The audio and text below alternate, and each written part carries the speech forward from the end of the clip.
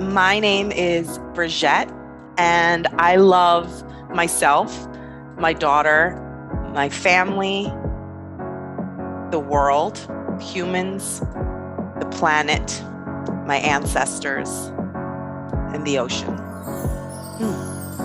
Beautiful.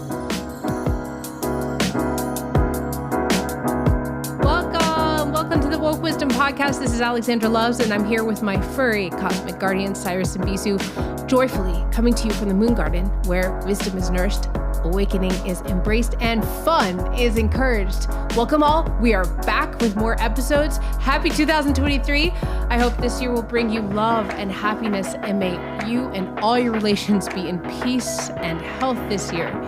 We're jumping right in today. I met this firecracker of a woman when she asked me to present at her Disruption Unconference a few years ago, and it was so amazing, so powerful. Friends, I love what she stands for and how she does her thing. And we need more women like this who are creating equity and awareness on behalf of our sisterhood, especially for women making business in this modern marketplace. But business is not all that she's about, and you'll find out more about that in the episode. I'm inspired by the way her cultural journey has influenced her work in this world. Brigette is an international speaker and social impact business coach. Brigette's mission is to help coaches, healers, and experts who care about racial and social justice to scale their sales and impact with integrity, equity, and inclusion. She is committed to raising awareness around coercive marketing and sales practices in the coaching and online business space, and disrupting harmful practices that disproportionately affect people of color and other people with marginalized identities. She creates inclusive and engaging events that inspire and connect business leaders with widely diverse backgrounds from around the globe. I know because I've been in them and I've attended. Her Speak to Scale framework helps experts increase online visibility and share their story and offers in an authentic way that connects them with ideal clients and gets sales flowing. Brigette founded Embrace Change as a social impact business entity that pays for 20% of revenue into opportunities and sponsorship for Black, Indigenous people of color who are entrepreneurial leaders, changing the face of how we do business. Brigette donates her time pro bono to support equitable collaborations and authentic human connection across diverse communities. She is committed to service before sales, and her mantra is, when you focus on real social impact, the income will follow. I do love that. All right, friends, let's take a deep breath and welcome Brigette Iarrusso.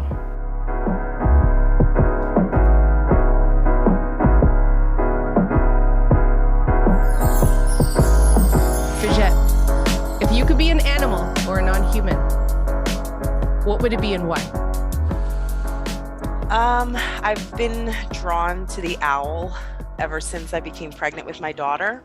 Really? I started receiving just owl presence, energy, and feeling really attuned to the owl. I wound up placing many owl objects in her nursery, and I've come to learn it's a very important symbol of the Taino, which are the Arawak from the island of Boriquen, which is formerly Puerto Rico, colonized Puerto Rico.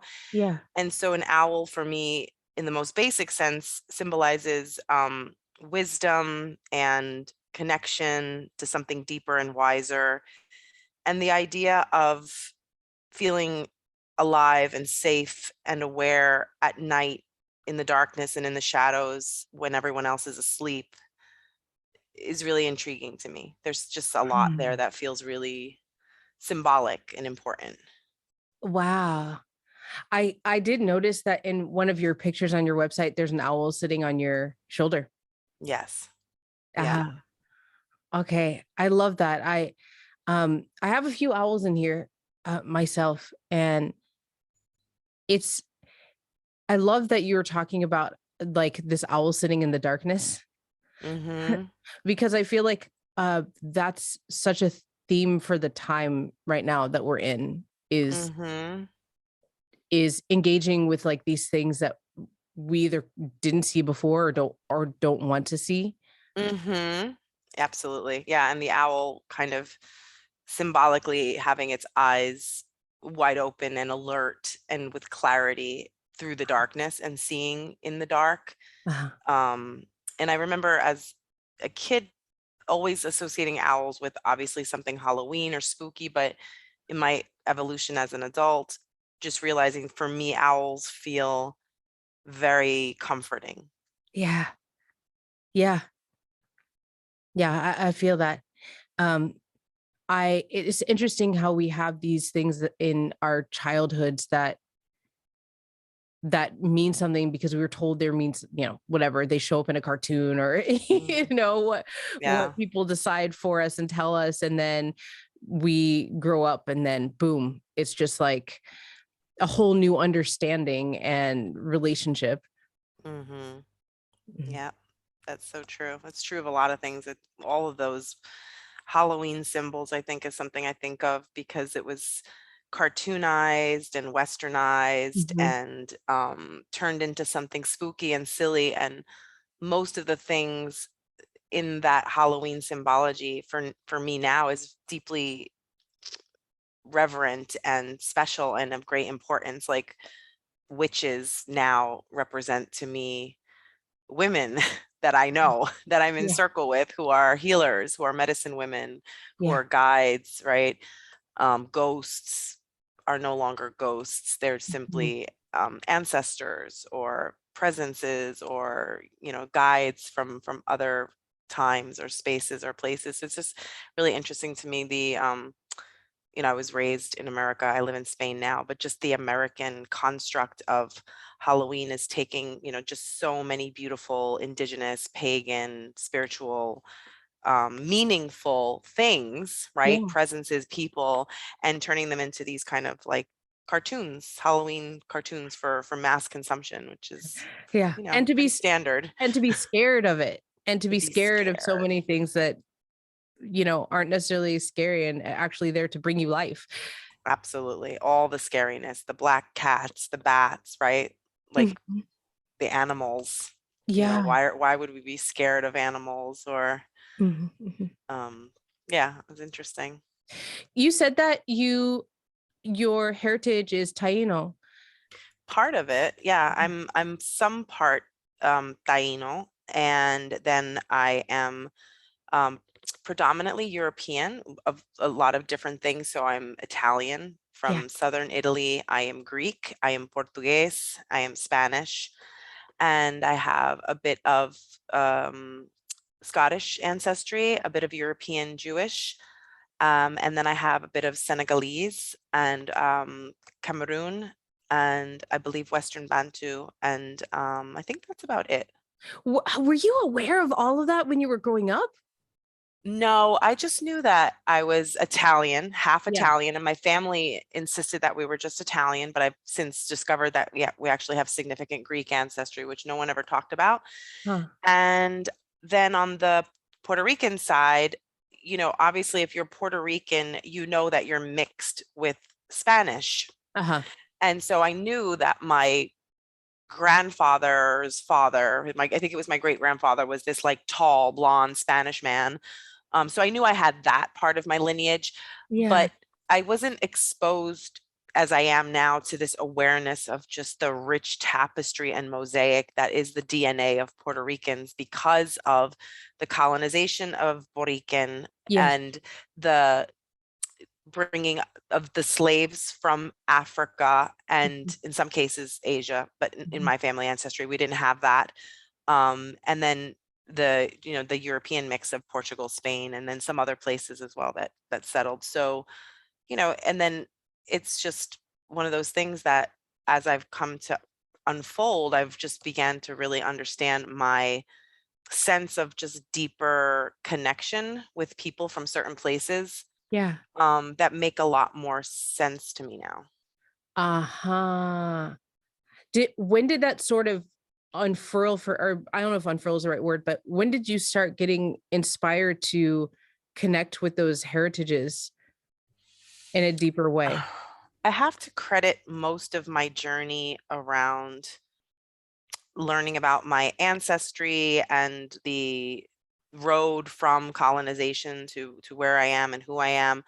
When I moved to the Bay Area, I really have to Uh, credit the kinds of other entrepreneurs and leaders and educators that I began to build relationships with and connections with, just opening my eyes to the complexity and the nuance of cultural identity and belonging. And, just I, as a mixed identity, and some would use the word mixed race, right? I'm a mixed person.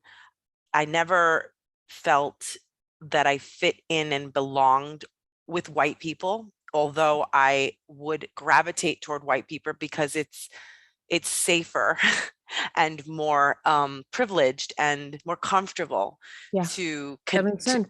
to surround yourself with people of the dominant culture. But I didn't feel like I fit in. And then I was very connected to, and I felt comfortable with people of color, with Puerto Rican people, um, and still felt not fully like I fit in because I was a little too pale for my Puerto Rican family, right? But then Wow. I was a little too spicy or loud or something with white people, right? With my white family. Too And so much. Too much. yeah. And then I'm sure you know this, but then you wind up realizing like, oh, that's what code switching is. Like people use this term code switching, and it's kind of demonized. In fact, a woman of color that I'm in community with, I actually was really surprised when I read on her page, like how she was really demonizing code switching. And it's just something we do, as humans. We adapt, or we shift knowingly or unknowingly to the culture that we're surrounded by. Yeah. And it's just been a really interesting journey to see how I've begun to really understand and unlearn what is true to who I really am. Yeah. And I have come to the realization that I was really toning myself down or attempting to behave in certain ways that are more palatable to people of the dominant culture. And because I'm an actress and I'm a shapeshifter, I was good at that. Like I could blend in and work it out and fit in with a certain class of people, even though inside I was just like, I'm not really like these people, but I can totally be here and fit in, and my mom is the person that actually, well, both my mom and my dad being, a white European man, second generation Italian, kind of like drilled it into me as a kid, in a way that could be deemed a little bit microaggressive toward my Puerto Rican family. Like, you can go anywhere you want. You can be anywhere. You can fit in anywhere. Don't ever feel like you can't go anywhere and just walk in a room and be among any kinds of people. And the implication was like, don't let being half Puerto Rican worry you. Like you can, and I don't know.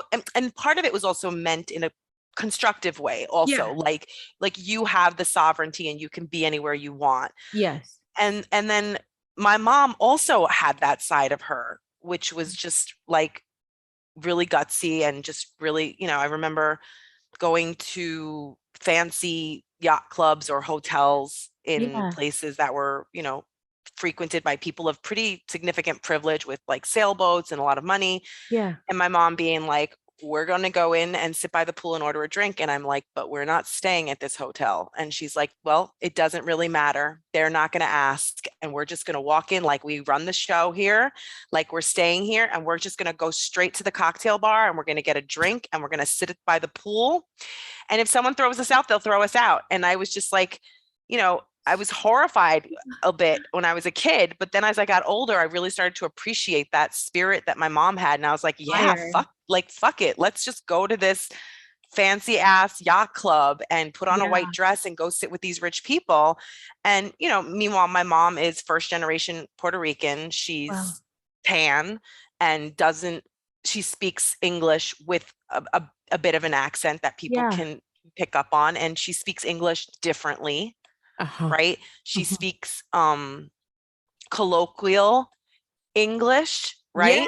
Like how people talk about Black people's quote English being different. Well, that's a whole other conversation about cultural dominance and language acquisition. Like there are many, many ways of speaking English, right? Especially when you go and tell other people they have to speak it and it's not their language. You kind of don't get to choose how they speak it. Just saying. Um, If you don't know yet. so she spoke English a little differently, and she was just so like self-confident and self-possessed. You know, she was also a larger woman. Mhm. She was fat, which Yeah. is not a bad word, right? Uh-huh. Except in American dominant culture, right? Yep. And so she was this loud, boisterous, jokey, fat, brown Puerto Yeah. Rican woman with an accent. And we would just roll up into these Ah, places, I love and her. so I, you know, I spent enough time in those spaces of privilege and dominant culture to know how to operate there. Yeah. But if I had to be really straight up, Uh-huh. like there's a certain level of discomfort in both places, right? Like I love my Puerto Rican family. I feel really comfortable around loud talking, loud music, salsa music, like Mhm. a very different culture ethnically. But then there were parts of that that were like too much for me, Uh-huh.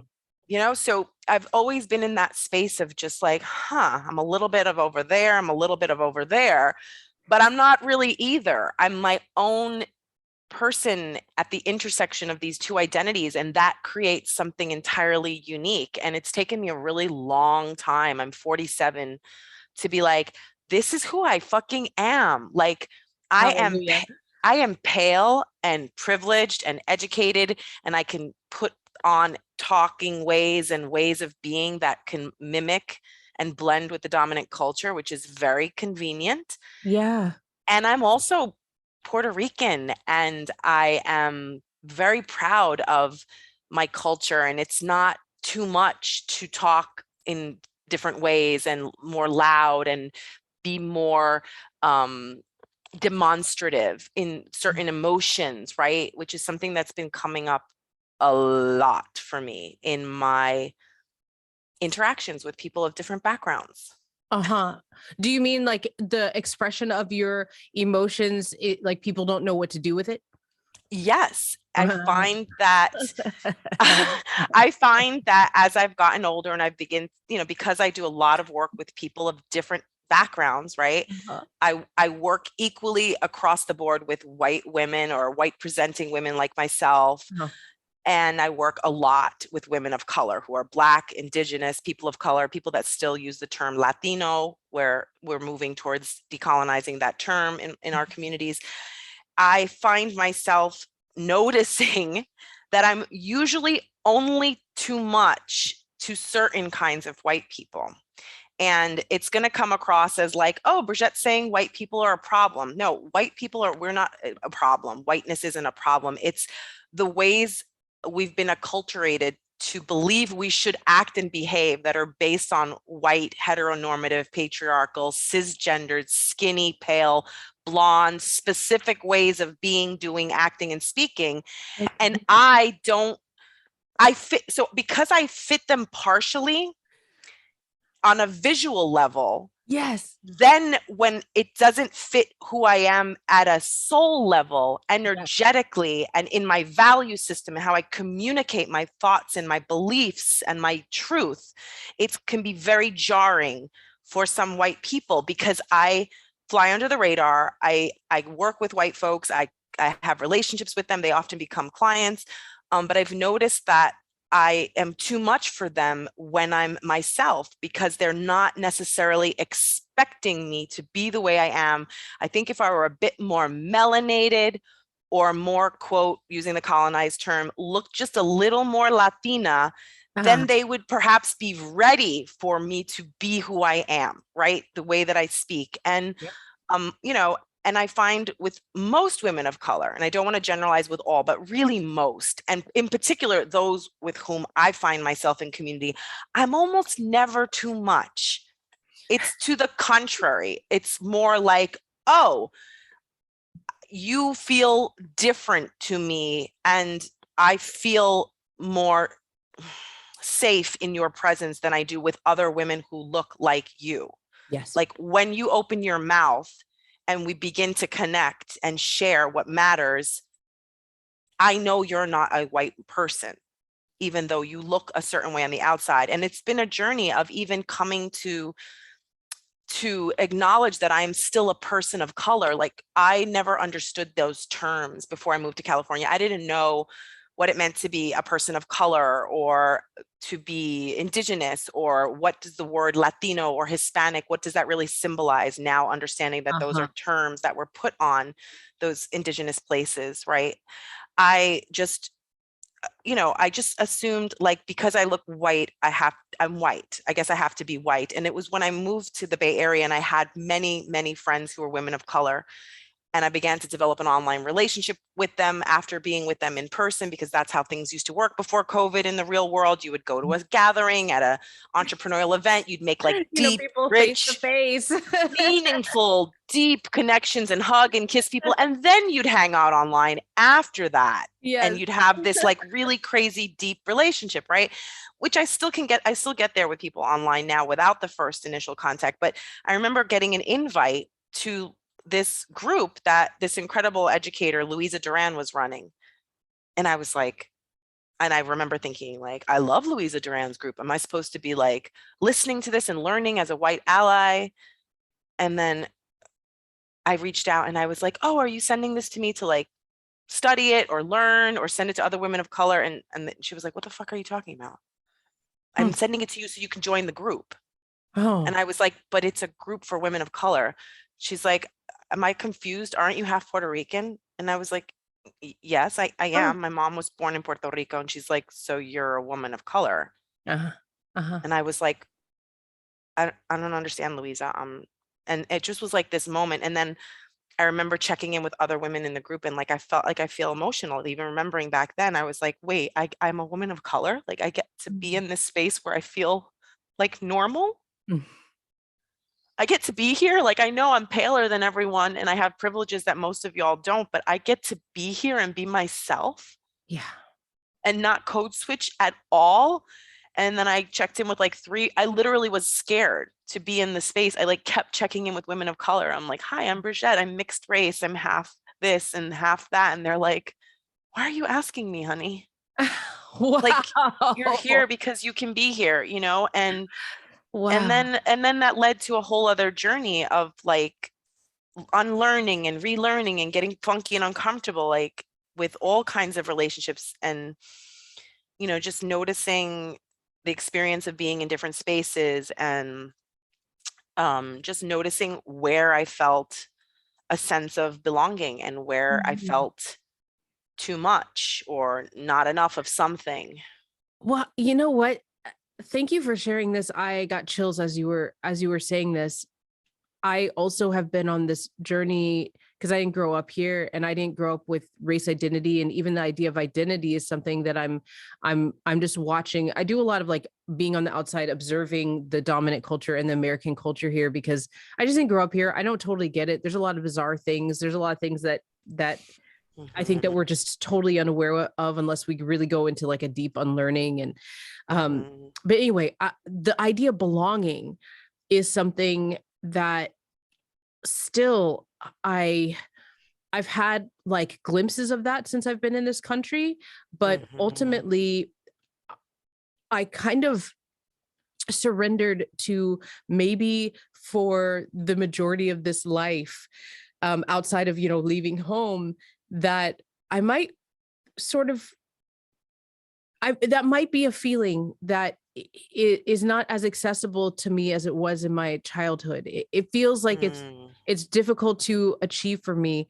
and a lot of that has to do with the fact that I just don't I engage. It doesn't make sense. I always have felt like an alien, even in groups. I'm like, this is an awesome group. I love these people. mm, I'm still on the outside. So my question is, have you found, because you were talking earlier about how you found yourself at this really unique intersection of who you are, right? And then mhm, you had this experience of belonging with this group. Do you feel in most of your life that you find places to belong? Do you feel like that you're mostly sitting in your universe of this unique intersection that you are? Like, what is this journey of belonging, mm. as outside of the one you just told us? I mean, I have, for the most part, felt that I am belonging enough in spaces.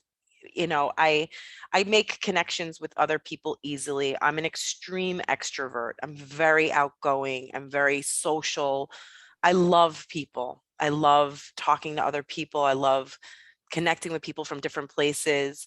And I've always made friends easily because I was an only child, and I learned to connect, reach out, and I enjoy doing things with other humans. So I've always found that to be easy.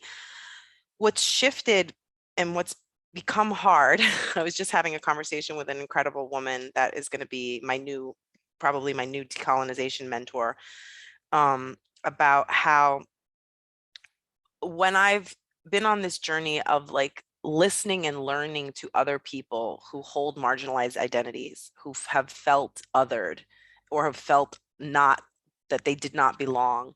And I've really started to just learn to believe them and to stop dismissing their experiences because mine is different, because I'm Uh, closer to the dominant culture.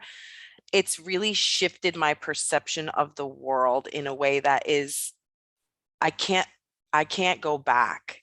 And it's a little bit hard because I have, in the past 6 years, working in, the online space with a goal of, again, listening to and learning from people who are very, very different than myself, yeah. specifically Black women, Indigenous women, more melanated Indigenous women, Asian people, queer people, people with different learning or neurological compositions than the standard quote, right?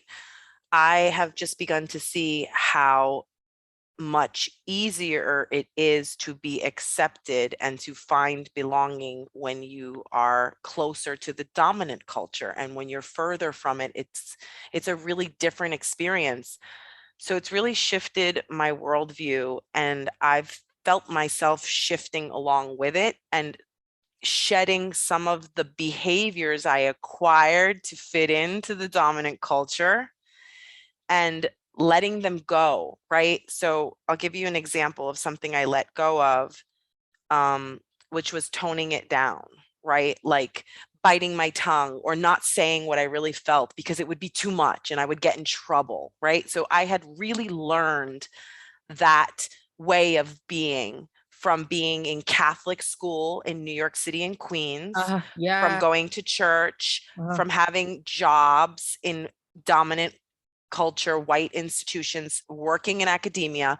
I learned that I had to behave certain ways that were different than what I wanted to behave like naturally, yeah. which is boisterous, disruptive, loud, too much, right? Opinionated, passionate, big. Um, and so I started to unlearn those behaviors and then realized, like, now that I am in this more authentic, real expression of who I am more difficult for people of the dominant culture to palate often, Yes. and what's interesting, like I've had this whole string of situations with white women who said that they were on a journey of unpacking their whiteness and their white fragility, which white fragility is part of white fragility is the inability of white people to accept and palate cultural ways of being and behaviors that are distinctive from the dominant culture, right? So something, and then there's microaggressions which come out of that, which is like a white person thinking that a Black woman or a quote Latina woman Is or doing something to them. is doing something to them or is dangerous, for example, Yeah. because they're passionate or Mm, because they're speaking in a way that's distinctive or they're expressing themselves in a way that's distinctive, then they're intimidating, scary, or dangerous, which then leads us to discrimination and then systemic yeah. oppression, where Black and brown bodies are actually harmed because of our whiteness and our inability to be exposed to things that are different than what we are comfortable with, right? So I've noticed this coming up for me, of course, at a different level. But again, it's because I look white enough, they expect me to behave a certain way. And then when I'm culturally and different in my communication and my ways of being, it's jarring. And Yeah. then they'll say at first, like, I love everything about you. They'll follow me, hear me speak, hear Yeah. my truth. You're amazing, and then they want to invite me to a summit or collaborate with me. And then I'm too Brigette, I'm to myself, Yes. because I'm like that to a fault. It's not a show. It's really who I am, Yeah. Yeah. and I don't shapeshift anymore. Mhm. And then it's like, you're scaring me, or that was intimidating, and I'm feeling scared of you. And it's You're looking like, me in the eye for too long. and I'm like, I've what, gotten that one how before. is it that you're now scared of me? And it's because I've triggered your like white body fears, your white body supremacy fears, because you're not used to feeling or being around things that make you feel a certain way. And so much of dominant culture is about suppression and behaving and controlling and dominating people so that people can be controlled. Like, you cannot have self-expressed people who are passionate, who speak their truth, who run around and do things according to their own terms, and have a Freedom. functional capitalistic controlled society like the one that we have. It doesn't work like that, right? You need people to kind of be uniformish and follow certain rules and behave enough to move them and use them as you see fit. Yeah. And when you break out of that, it's very disconcerting for people. It's really Yeah. hard for them. And then, I've just had a lot of difficult conversations as of late, and just realizing, like, just having this awakening of just so much respect and admiration for Black, Indigenous women of color that hold space for this work of unpacking whiteness, because I also have that part of myself. Yeah. And I have done work on it and have the realization that I'll work on it for the rest of my life, Yeah. which is, again, another thing where I find folks will tip their toe in the water of doing like DEI work or anti-racism work or decolonization work. They'll take a class, they'll do a few coaching sessions, and then it's like, oh my God, this is icky and owie and uncomfortable. And They I don't know can how deep just it goes. say I did it. And now I can virtue signal that I'm okay and I'm all done. Oh And it's Lord. like, no, that's not how it works. Like, I think Trudy LeBron says that, if I'm not mistaken. Trudy coined the phrase, like, that's not how it works. Uh-huh. And it's very unfortunate, but white folks, myself included, in a couple of iterations earlier of my journey, we are not available to sign on for things that are uncomfortable and messy, and trigger all sorts of feelings of shame, guilt, all kinds of wicked emotions that are just bottled up inside of us that we've held on to forever. And the truth of the matter is, the work that's needed to heal this planet, the work that white people need to do, not because every white person who's born today is directly responsible for colonization and slavery and systemic injustice. It's because we live in a society that we benefit from those things having happened. We get different opportunities and we get to operate in the world differently as a result of those things. We have work to do to reverse it. And the reality is that the only thing that will reverse systemic oppression is white people doing the work. Black and brown, Indigenous people can labor and do and try to do all the things they have been doing, the education, the awareness building, the coaching, but they can't actually change the system because they didn't Bridget, make it. I'm telling you, this is why. So we did the unconference a few years ago. Yep. And at that time, so I've always worked within guiding women's empowerment, but I've always also talked about race and identity because of my experience here. And during that time, like right before we did that conference, people started really wanting to hear what I had to say and then started paying me. So a lot of my focus was anti-racism. I always look at things from a spiritual perspective, and all of it has to do with becoming who you really are. And that's the unlearning and the relearning. And that's who are you really, like, find your people. That's understanding what civilization is, dominant culture, all of that stuff. I was teaching all of that stuff. And we did unconference, and then I did summits and panels and all sorts of things. But it did get to a point where I don't even remember what I was reading. It wasn't, it might have even been a meme, but it was very clear about how this is the work of white people to do. They have to dismantle the system. And I was like, I knew that, but I didn't like receive it in a Yeah. way. And after that, I was like, oh, I was like, I was having trouble with teaching Yeah. anyway. I had a lot of great students and people consulting with me. I had no problems with them, but there was like a certain amount, maybe like a third of the people who were literally there to tick Mm. off a box. Like, oh, I Yes, took Alexander's anti-racism journey. Okay, we're done. exactly. Oh, I had this Yeah. one session. Yeah. And then, I've done this work and I'm like, and I'd see some of their posts about like the work they've done and everything. And I just, or communicating in a newsletter. And I realized, and it was a tough realization for me because there was some part of that work I liked. I realized that maybe this is not something for me. And I'm not saying that women of color should not do that work. I'm not saying that. I just realized that for me, my heart couldn't take that aspect of that work. Mm-hmm. So I still do that work in some senses, like I still Mm-hmm. consult and stuff, but I don't put that focus out there because I really did have an inbox full of white tears. I had inbox full of people Mm-hmm. who, like you, would follow me and be like, oh my God, all of this stuff. And then I'd say something they don't like, and then just guilt in my inbox. Like, Mm-hmm. and then You not made take me the feel class. this way. You made Yeah. me feel this way. And then not, Yep. I'd be like, you should really take this class because what you're talking about is really right here. And Is then what not it's about. what's Yep. about, and then there's the whole resource thing. Like you're taking up my time, my space, you want my energy, but you're not willing to invest in Yes. learning to get through this hurt that you're feeling and you're putting on me right now.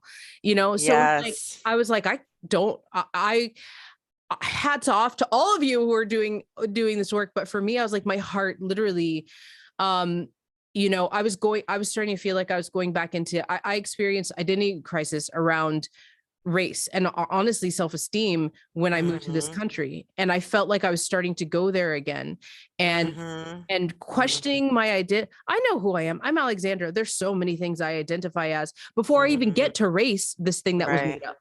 Yep. That's how I came into this country. And then, Yeah. now at that point in my life, I was like starting to go into that place again where I was like, well, I have to identify this and it has to look this way. And all these people say this, and I'm beholden to this group over here. And I was like, fuck this shit. Yeah. This is literally just for me personally. Yeah. Being in this field I felt like I was getting colonized again. Yeah. It's exhausting. I honestly,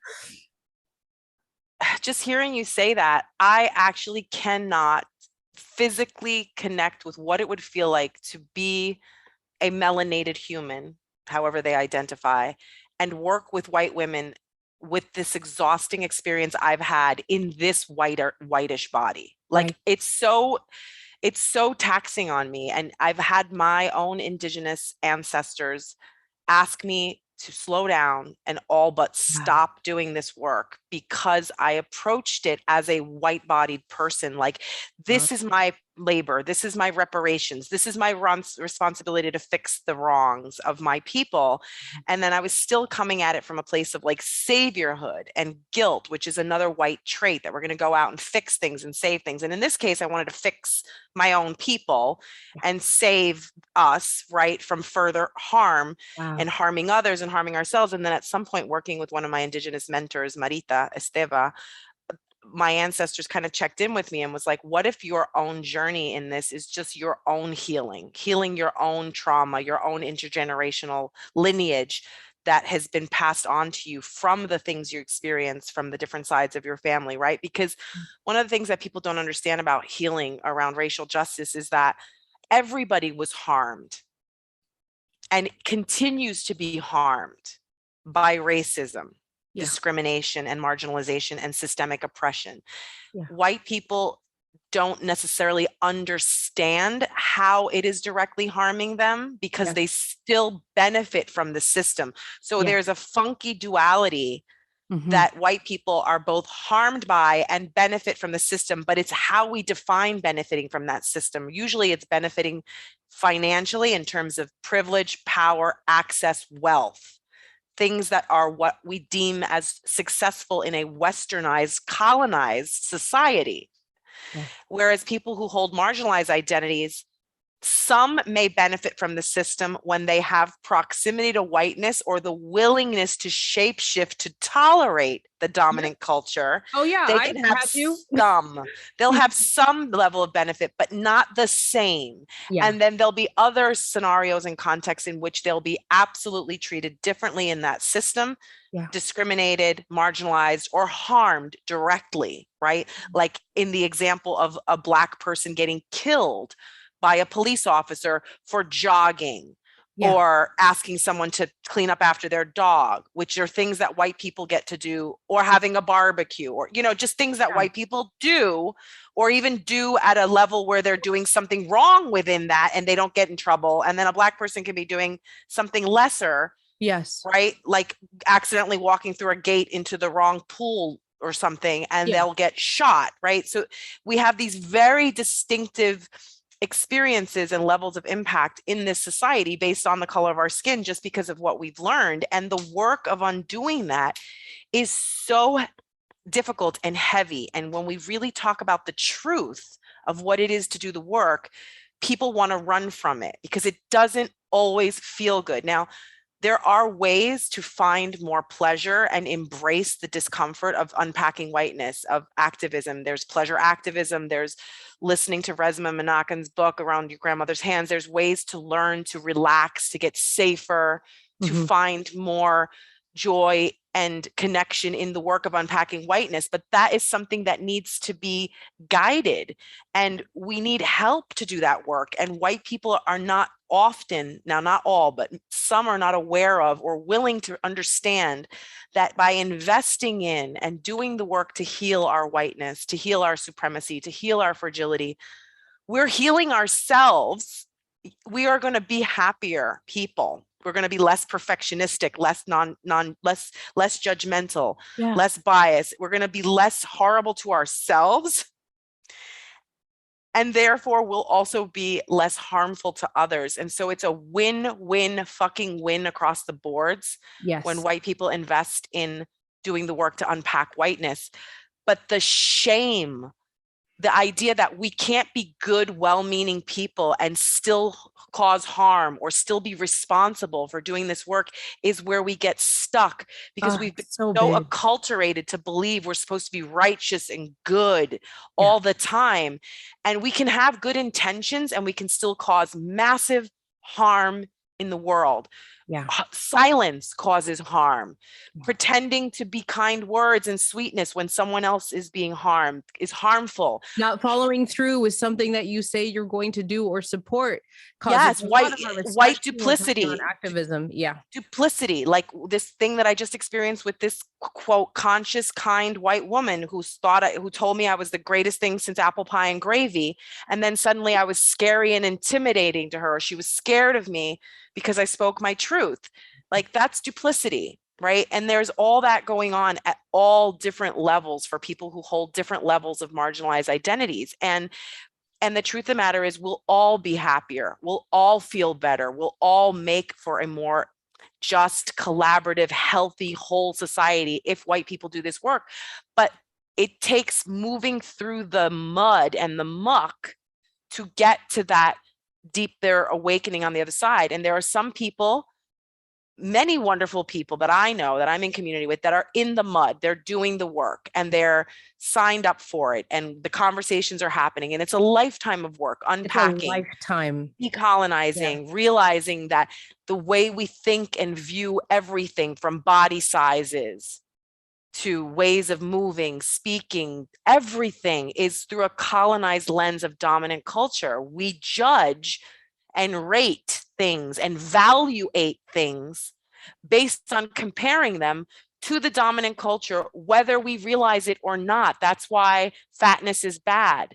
Blackness is bad. Yeah. Like, I remember being in Puerto Rico the first time, and Dominican Republic, and they were calling me gorda negrita. And I was like, I knew the translation. I was like, they were calling me little fatty blackie. And I was like, what the fuck? I was like, what's going on? And I was, there's sort of like a mind twist, because I was like, they're not making fun of me. They're not. And then it took me a while, this is especially in Dominican Republic.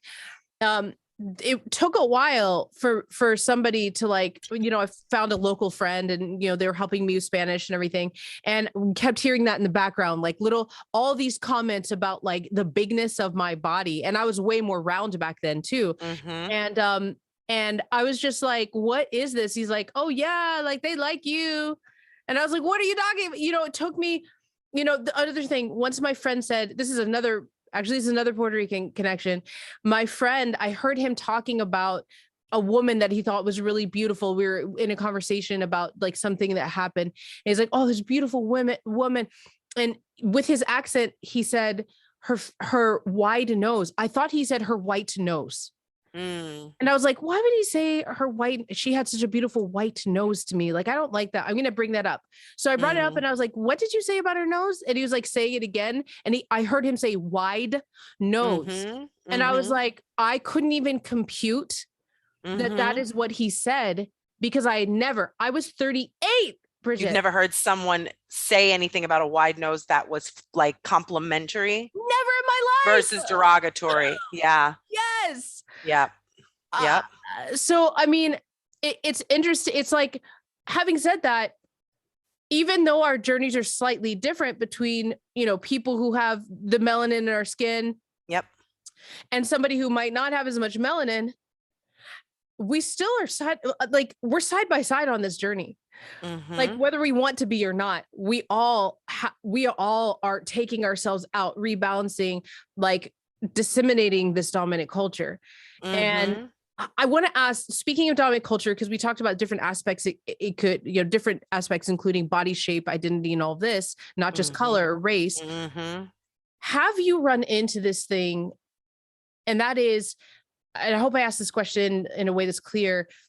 I noticed that I sometimes get a reaction from people who are really in that dominant culture that, like, the way I express, if it's loud or assertive, is masculine.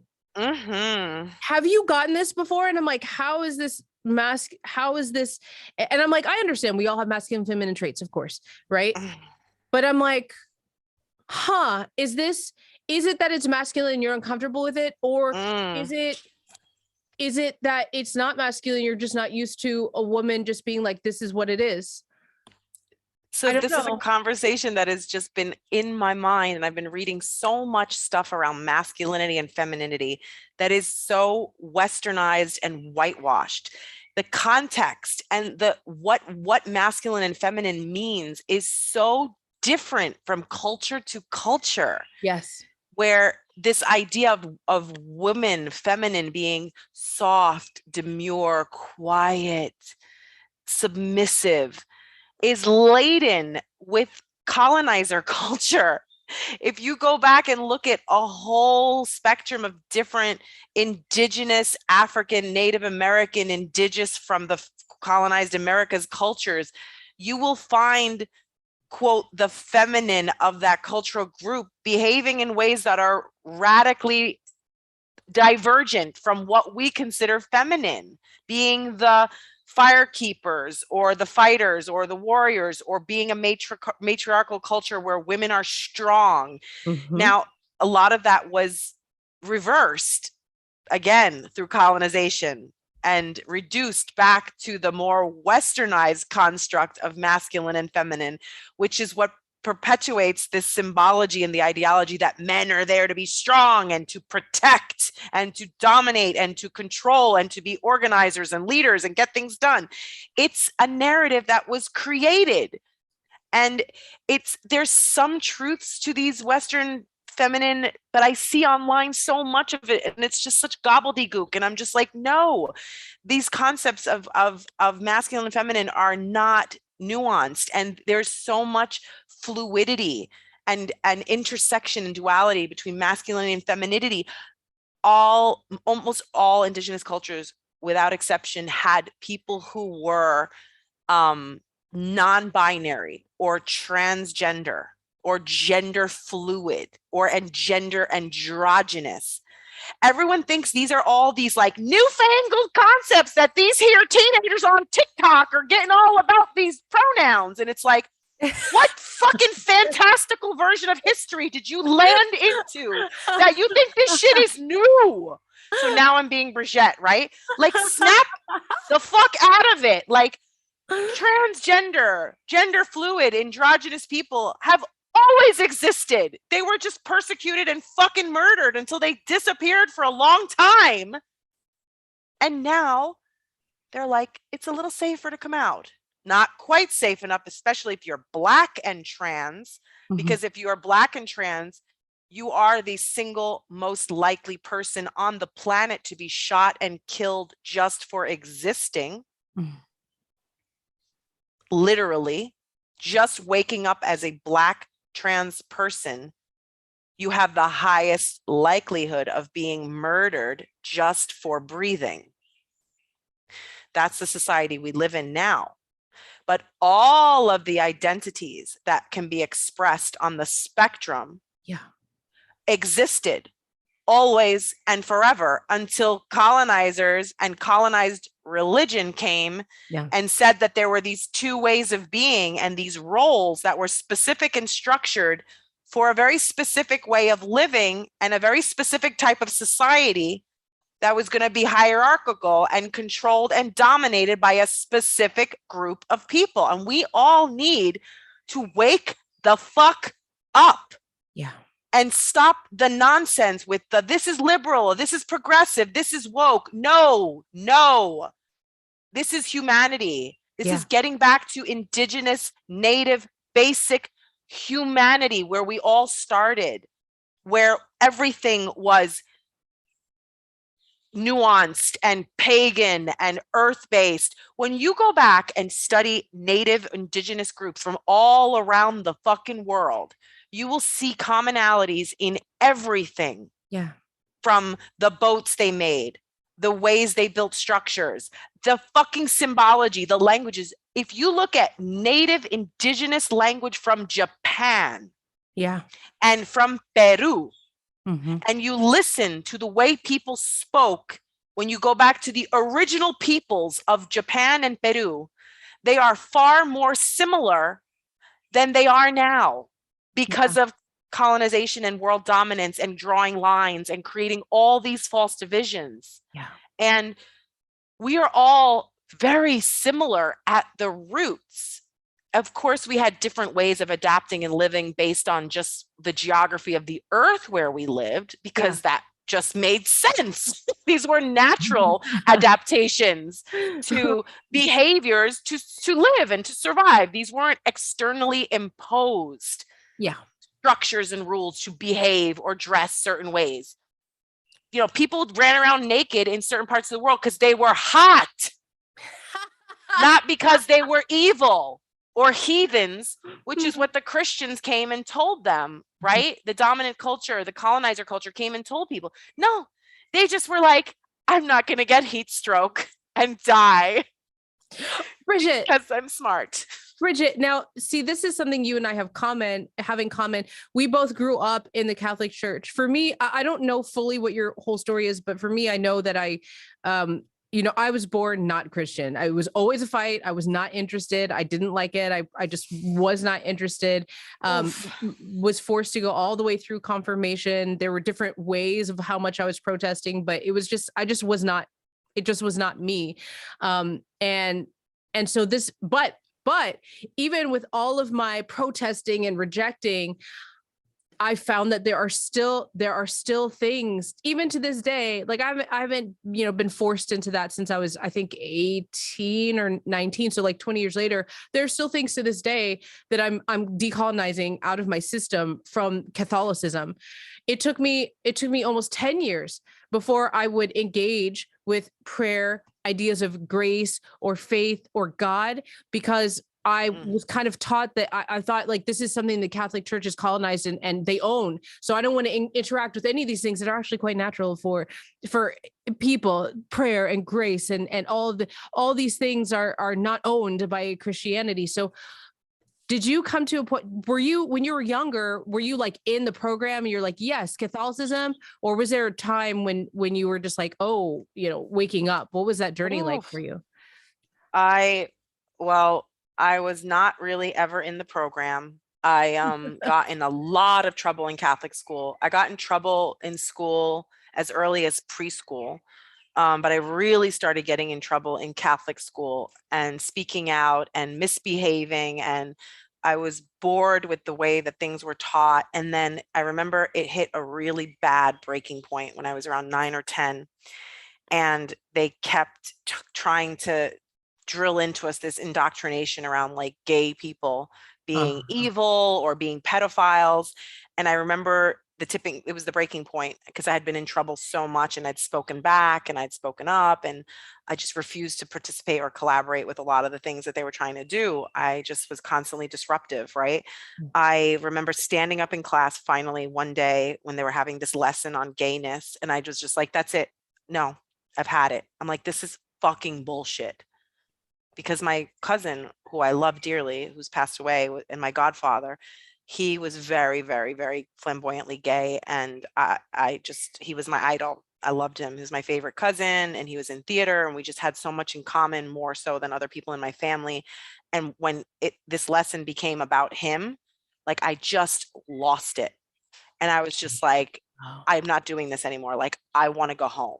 And they were like, go to the principal's office. And I was like, I feel like you're not understanding me. I want to go to the principal's office. I want to go home now. I want to call my dad and I want to go home. And they sent me to the principal's office, or rather, I stomped off down the hall of my tiny Catholic school Yes, you to the did. principal's office. And the mother superior was like standing outside because she could hear the ruckus. It's a tiny school, and she, very stern, pinched faced blonde woman with a habit, which is the doohickey that they wear on their heads.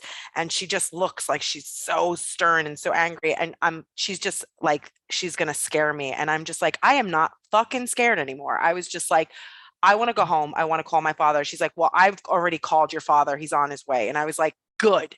Because Yes. in her mind, I'm going to get in big trouble. And in my mind, I'm like, you're going to get in fucking big trouble because watch how this one's going to go down. And so, because my father also adored my godfather, and my father was his godfather, and they had a very deep connection. And my father had spoken out in our family, who's a Catholic family, about them projecting onto him that he wasn't gay and that he wanted to marry a woman someday. And I'd seen my father be disruptive Yes. at the Christmas table one Christmas when they kept going on and on about Tommy's future wife. My father lost it and was like, just fucking shut up and leave the man alone. He's gay. Just leave it. Just stop this nonsense. Just love him. He's an amazing human. Just stop it. Yeah. And so I'd seen my father like that, and I knew that I wasn't going to get in trouble this time. And so by the time my dad got to the school, I was just sitting outside the mother superior's office with a smug look on my face. And my dad's like, what did you do? And I was like, oh, let her tell you.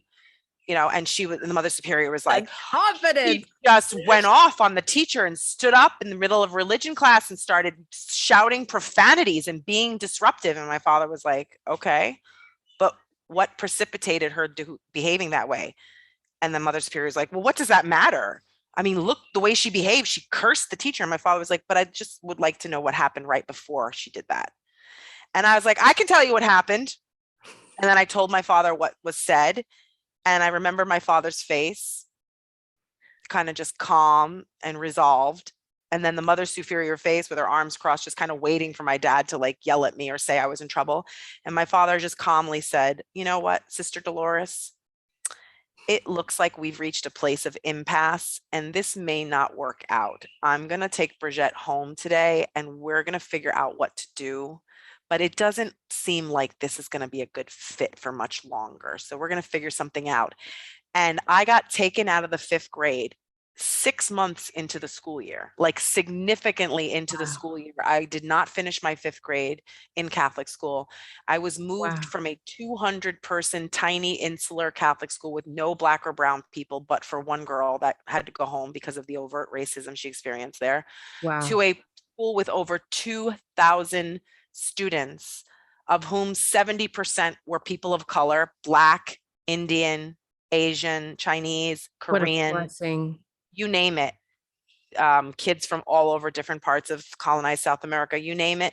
And I was just like, not even intimidated. I was like, this is fucking awesome. This is like the UN. And I remember just really like grooving into this experience of like, oh my God, I started making friends and I had a bunch of friends from India and like I was very curious and I loved trying different foods and they would like invite me to their table and they would like explain their foods and I would like ask a million questions about their moms and how they cooked and I just started to really understand like this is who I was. Like I'm a Yeah. person that I of course now understand why I crave that diversity because it's who I am inside, right? Yes. Coming back full circle to the beginning of our conversation, right? Yes. Because I'm non-linear because I'm also indigenous and I don't speak in Thank linear you. Thank you. Thank you. Preach and organized say it ways. more. Yes. So it's like we've come full circle back to the beginning of the conversation, which is like I hold all these parts of the world in me and Yeah. I really feel this sense of like love and excitement for people from other cultures. I embrace now all the different ways of being and doing that other people are when they're not harming others, right? And so I guess to kind of tie it up, I actually realized that I no longer feel as safe and comfortable around people of the dominant culture as I used to. Yeah. And I feel safer and I feel a deeper sense of unity and belonging among people of color. And it's not to say I don't have deep friendships and connection with white people of the dominant culture. I do. But they're people who have done their inner work to unpack. And I find that in the last year, I feel unsafe around many white people because of the duplicity, because of the kind words and the consciousness and the smiling and the spirituality. And then underneath it, it's just a lot of like bypassing and gaslighting and not acknowledging other people's experiences in a way that I find really harmful. And I said this the other day to a couple of women of color that I know, and I wanted to clear it with them if it was offensive. And they said it wasn't. They laughed. I said, I actually feel safer if you were to put 10 women of color in front of me, Black, melanated, indigenous, and they're like yelling at me and telling me, Brigette, you did this wrong. This is what you said. I didn't like it. And you went like that. And then you did this. And it really hurt me because of this. And they're just yelling at me and telling me exactly why they're mad. And my nervous system feels so goddamn safe when women of color just tell me straight out what the fuck I did wrong and tell me with passion and anger and feelings. Yeah. I feel rooted. I feel like I know what the fuck is going on. Yes. I feel like a sense of reality and humanity of like, oh, thank you. You're mad at me because I said some stupid shit and I specifically said that and you felt that I didn't say I should have said something else and now you're explaining. And I'm so grateful when people of color correct me and tell me what the fuck is going on. When I feel unsafe is when I'm on the board of a conscious capitalist organization and everyone is smiling and has weird faces on. And then I have a weird, dubious meeting, and then I'm kind of not being asked to leave the board, but I kind of am. But I'm kind of like gently being coerced and gaslit off, like I decided I wanted to. And it's just all this manipulation and coercion, but it's happening so gently and so quietly. And then it's just so confusing. And then later on, I realized that I've been like upset, hurt, harmed. But then I'm questioning myself, but they were smiling. They were using nice words. What just happened? Right. And so now I've reached a place where I don't really feel safe around some kinds of people, not all, but I don't feel safe around when people are too spiritually quiet and conscious and they never get angry and everything's love and light always. I get scared. About the repressed beast behind that.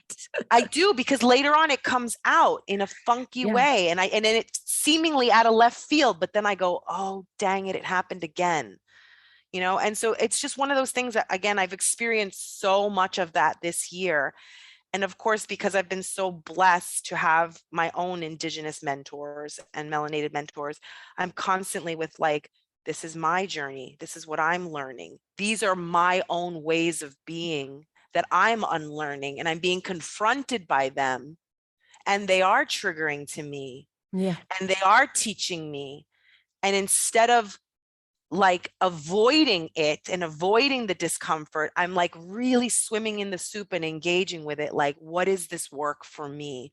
Yeah. What is the work that I need to continue to do within myself to continue to unpack my whiteness, my ways of being that are still rooted in dominant culture, all the things that I still have, Yeah. that I still need to move through.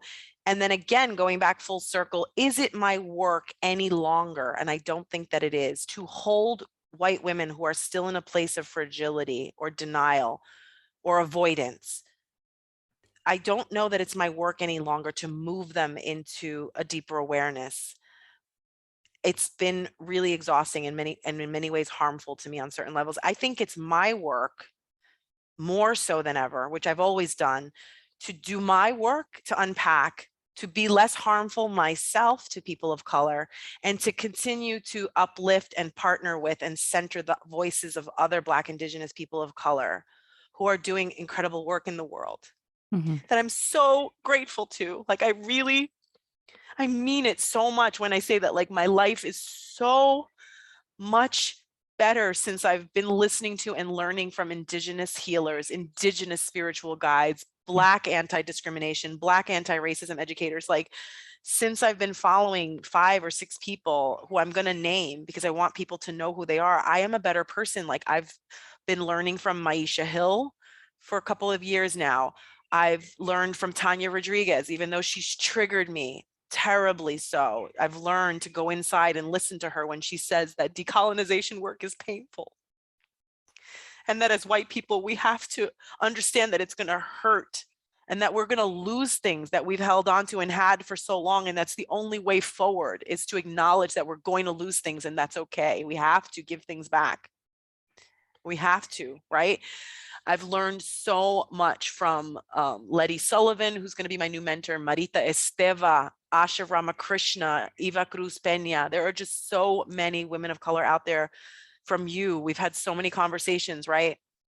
Just when we can put aside our worldview and really tune in and listen and learn from Black, Indigenous leaders who are rooted in justice, spirituality, decolonization, anti-racism work through the lens of making this world truly better for everyone, we are going to be happier. And if I just wish and pray that any white people listening to this will believe me when I tell you that on the other side of the feelings, the pain, of the shame, of the guilt, of the responsibility of any of it, there's so much beauty on the other side. There's so much more gratitude and awareness for the world and what we have and what it can be when we can loosen our grip with seeing things only through our worldview and really listening to and learning to shift and spin the view and just move it away and try to see it from that other person's lens and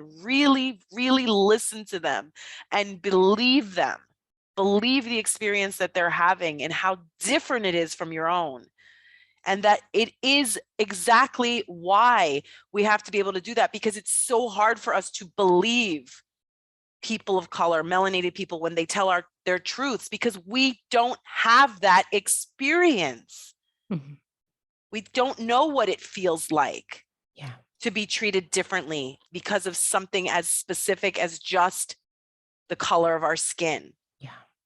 It's just not something we know. And so that's just my only call to action at this point, is that, dear white people, including myself, please trust the journey. Please don't give up. Please believe me. There's so much for you to gain in the work. It's not just about doing it because of obligation or guilt or to save the world. It's going to make you happier, Mm-hmm. more rooted in yourself, with self-love and acceptance, and you yourself will experience less pain in the world by doing this work. And then, of course, there's all the other massive impact that it'll have on other people you interact with to have done this work. But I think it's really important, and we don't highlight enough, that white people gain from doing anti-racism, decolonization, racial justice work through a spiritual lens. Yeah. We gain too, but we have to do the work and we have to go through the discomfort to get there. That's a beautiful and powerful blessing for this world. And that was my next question. And I'm in full I'm in a full agreement with you. It's I understand how it can be counterintuitive to so many people to be doing the work of anti-racism, to be looking to ourselves so deeply, to be decolonizing ourselves. It's counterintuitive because it just we're dealing with an ugly monster. Yep. But also I think so many of us are born warriors. We all Yeah. have warriors in our ancestry, and that's what's very much alive right now. So Yep. thank you so much for sharing that. And I just have one more question for you, Brigette. If the Brigette of 20 years ago were to walk into your dwelling and sit and talk with you, what would you tell her?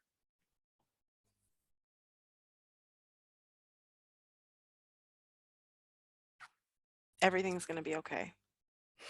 Everything is going to be fine. Just trust.